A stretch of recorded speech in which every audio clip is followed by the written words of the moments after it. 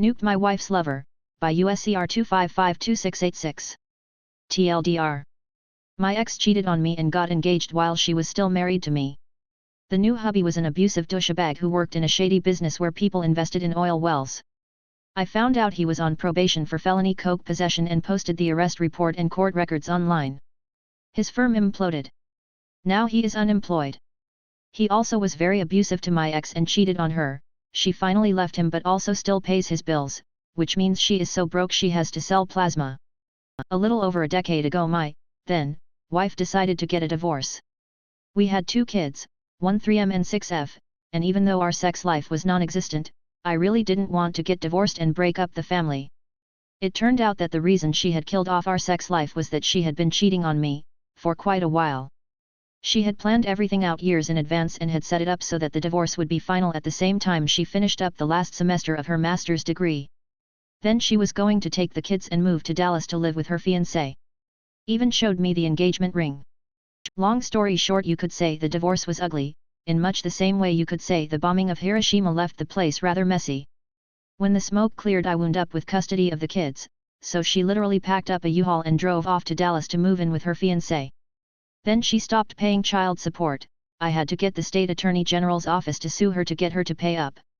Since she had gone ahead and moved to Dallas, she had very little contact with the kids, and when they did go to her place they hated it. Her new hubby, we called him the step douche, had no interest in the kids, other than to bully them. It wasn't physical, but it was still bullying. For example, when my son was 15 he wanted to go to a horror movie convention in Dallas. I couldn't afford to go with him, but I scraped up enough money so he could go.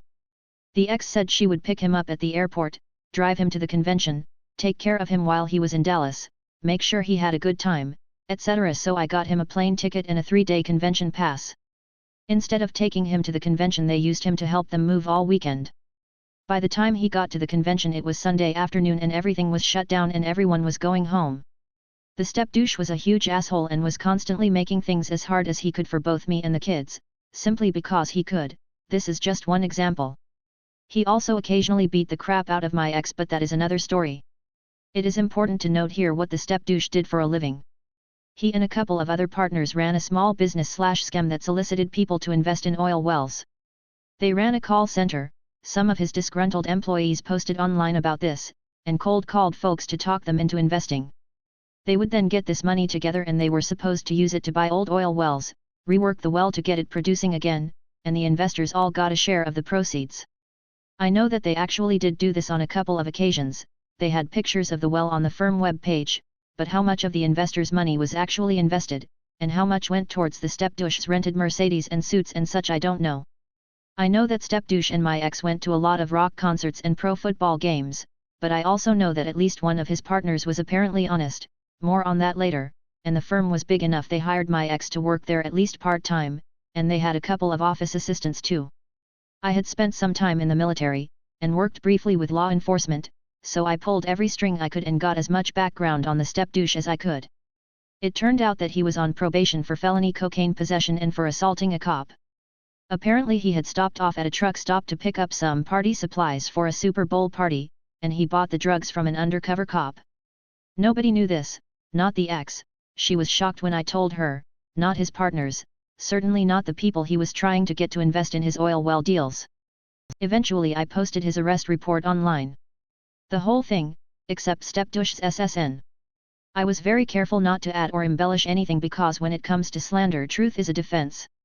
As long as I only posted the truth, i.e. the complete arrest report, along with arrest number, records numbers, etc., and his plea bargain deal, it wouldn't be legally actionable.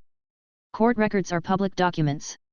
I also said that this was only one side of the story and that people should contact him to find out his side, so I posted all his contact information, including where he worked, and the firm website, and the firm phone number, and I think his home address, in the interest of fairness, so people could get his side of the story. But I did not dox him or anything like that, not even once, even though he lacked the legal certifications and background checks required for someone who worked doing investments. I figured his partners could find that out for themselves if they decided to check. I don't know the details of what happened next, but I do know that the ex called me up a couple of weeks later and literally begged me to take my post down. I politely refused. I do know that his firm vanished, Website gone, phones disconnected, emails bounced. Apparently people are reluctant to invest their life savings with an unlicensed drug felon. Who knew? The kids said that the ex and the step-douche had to move into a hotel for a while, so what happened to the house they were renting, I don't know. Finally they moved back to our city and step-douche got a job working for a buddy's exotic car company. Customers would come into the company and request a particular kind of car and he had to go search the internet to find a matching one that was for sale. I don't think it was a high-paying position. The ex went back to the job she had before the divorce, though with another company, and she was the big breadwinner. I know that they were dodging creditors for a long time because I would occasionally get phone calls from bill collectors asking for my ex-wife. These guys always found me to be very cooperative. Since I dropped the kids off at their place for the visitation weekends, I knew exactly where they lived, what their phone numbers were, where the ex worked, everything. Then I would call her brother, my ex-brother-in-law, and tell him that his sister was in financial trouble, again. I think he helped her out a few times. I once got a call from a bill collector that was out to repo the Harley the ex had bought step-douche as a wedding present. I was able to tell him not just where they lived, but how to get up to the property unseen. There was a small drainage ditch that ran alongside, and that when I dropped off the kids on Saturday mornings, step-douche normally had the garage door open while he did yard work. I don't know if the repo man used this information or not, but they did go from a 3-car and a Harley family to a 1-car family over the course of a few months. Since they only had 1 car, step-douche made the ex take the bus to work. Finally my daughter was brave enough that she used her iPhone to record one of step-douche's rage fits where he slapped around the ex. I was able to take this to court and get a restraining order requiring him to be at least 500 feet away from my daughter at all times. This meant that the ex still had visitation, but that my daughter didn't have to go over to their house anymore. Eventually step-douche got fired from his job. He has real problems with authority figures, and he hasn't worked in like 5 years. The ex finally left him. On top of abusing her, he was also cheating on her, but for some reason nobody understands she still pays all his bills, which means she has to sell plasma to try and make ends meet while he hangs out at strip clubs, but that's not my problem. A couple years later, one of his partners started up a new oil and gas firm, and went to long lengths to get it certified by the Better Business Bureau, and every other look, we really are honest website he could find, so it seems likely he didn't know that step-douche was as slimy as he turned out to be.